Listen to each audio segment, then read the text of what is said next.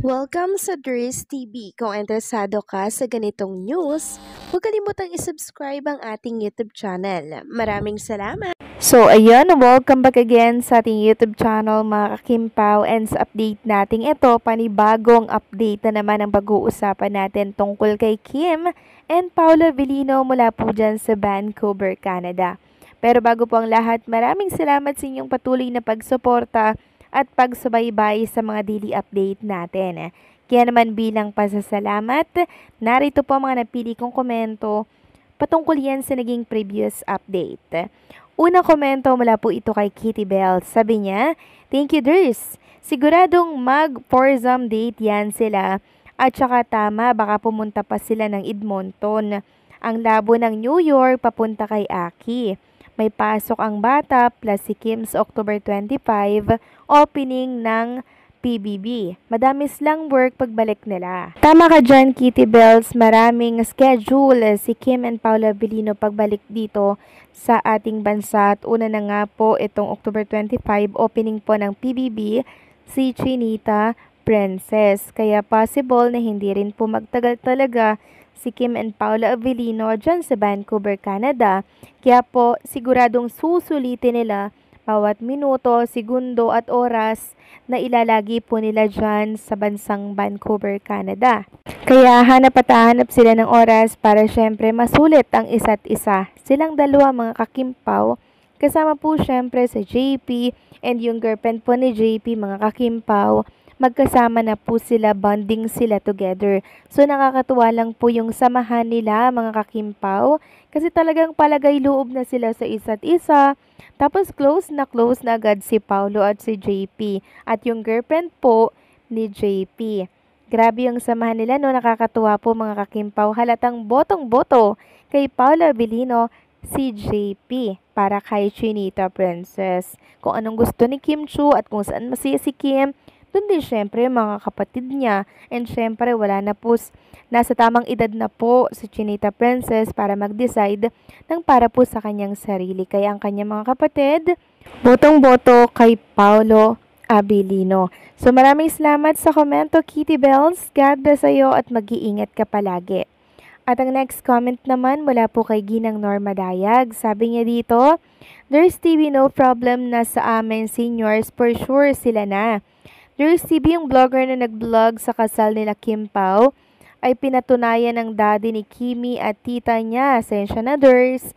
Di ko natandaan yung blogger na yon. Eto pa, Dries, yung kapatid ni Kimi na pilot ay sumugod sa Vancouver, Canada para salubungin ang bayaw at si Kimi. Ang close na ng relationship nila, kaya di na kami mag-aalinlangan kay Paolo for her real intention to Kimi. Sana'y antayin natin yung 2026 na wedding nilang dalawa kahit di sila umamin kasi sa mga previous endorsement nila ay dami na nilang ipinahiwatig. Yung pagsabi ni Paolo na I love you, patibay ng patibay ay dapat na yun para umamin na si Pao kay Kimi. Alam naman natin na siya ay low-key na babae at never na nag-entertain ng suitor kung siya ay nakatali na. Kaya the more fervent prayers we must give to Kim Pao in their future destiny. Kayo ang life namin mga seniors. At yung anak ko nga ay sabi niya, "Mama, isubscribe na kaya sa Amazon Prime Video para mapanood ko daw yung The Alibay." Kaya happy ako, Dries, sa ginawa nila ako ng subscription sa Prime Video. Sayang-saya ko, Dries. God bless us all. Maraming salamat po sa komento, Ginang Norma Dayag. Nako, mabuti naman po at na-subscribe na po kayo ng inyong anak sa Prime Video PH. By November 7, makakapanood na po kayo ng Alibay ni Kim and Paolo Avellino. Talaga namang all-out support din po sa inyo ang mga anak ninyo kasi nakikita po nila na masaya po kayo na sumusuporta kay Kim and Paolo Avellino. So maraming salamat sa komento, Ginang Norma Daya. God bless po sa inyo and mag-iingat po kayo palagi. So eto na nga, pag-usapan na natin mga kakimpaw ang mga topic na nakalap natin mula po dyan sa Vancouver, Canada. Sobrang busog na busog po yung ating paningin, ang isip natin, ang puso natin sa mga napanood natin sa performance ni Kim and Paolo Avellino dyan po sa Vancouver, Canada. Unang-una yung mga titig po ni Kim and Paolo Avellino sa isa't isa habang nagpe-perform sila. Pangalawa, yung mga hawak po ni Kim and Paula Avellino, yung holding hands po nila together, yung paakbay ni Chinita Princess kay Paulo, lahat yon sobrang saya natin na makita po silang ganon. Lalo na po mga kakimpaw yung habang nagdo-duet sila ni Paulo Avellino sa stage, magkahawak yung kamay nila, nakatitig sila sa isa't isa, tapos yung kamay ni Chinita Princess biglang hawak po sa leeg ni Paulo. Lahat ng performance nila at kaganapan sa Vancouver, Canada, ninanamnam nating lahat yan mga kakimpaw at para tayong nasa Cloud9 ngayon habang pinapanood yung mga video, di ba, ni Kim and Paula Avellino. Naku, mamimiss na naman natin to mga kakimpaw. Sana maulit muli, no, yung mga ganitong event kasama si Kim and Paula Avellino. Kasi mukhang nasanay na tayo mga kakimpaw na lagi pong may ganap silang ganito.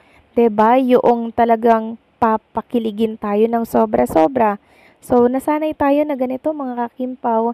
Kaya sana hindi mawala yung mga ganitong ganap sa kanilang dalawa. Alam nyo mga kakimpaw, dinalo pa po ni Kim and Paula Avellino yung mga Gen Z na nasa Vancouver, Canada. Sa lakas po ng hiyawan ng mga fans doon, grabe, parang mga Gen Z din si Kim and Paula Avellino. Patok na patok sila sa mga OFW. Sila yung sikat na tambalan po na magka-love team sa buong mundo mga kakimpaw dito sa ating bansa. Sila lang ang pinag-uusapan. Grabe, nakaka-overwhelm po yung pagsuportang binibigay ng mga tao kay Kim and Paula Avellino sa loob at sa labas po ng ating bansa. At eto pang matindi mga kakimpaw. Pakatapos nga po ng pag-alok ni Paula Avellino kay Chinita Princess, meron pang panibagong nangyari dito sa stage. So, si Paula Avellino po, mga kakimpaw, ay muli pong humirit. Humirit po siya ulit ng kiss kay Chinita Princess. At ayan nga po, tinago po ni Paula Avellino si Chinita Princess sa suot niya po na jacket ba yan or coat ba yan mga kakimpaw. Basta tinago niya dyan si Chinita Princess. Kaya wala pong nakakita kung ano pong nangyari dito, kung nag-kiss ba talaga sila mga kakimpaw. Pero knowing Chinita Princess, hindi po yan nagpapakiss sa public. Noon pa man mga kakimpaw, hindi na po talaga nagpapakiss si Chinita Princess sa publiko. Kahit sa mga past relationship na naging boyfriend niya, hindi po yan nagpapakiss mga kakimpaw kahit sabihin po na mag-boyfriend na sila. Ganyan po ang paninindigan ni Kim Chiu. Kaya sabi po mga kakimpaw ng mga fans dito, pakasalan mo na Pao para makiss mo sa public anytime. Sabi pa ng isa dito, ang cute naman ng Kim Pao, sana din na nagtakip. Ka-sweet naman ng Kim Pao. So meron mga nagsasabi na nako nag-kiss yan kaya nagtakip si Paula Avellino kaya tinakpan daw si Chinita Princess. Pero para sa akin, hindi talaga nagpapakiss si Kim Chiu mga kakimpaw sa public. Yan po talaga yung kanyang paninindigan. Mayroon pong paninindigan ng isang Chinita Princess at isa din po yan sa hinahangaan ko sa kanya. Kayo ba mga kakimpaw? Feeling nyo ba or tingin nyo ba nag-kiss talaga silang dalawa sa stage? Please comment down below.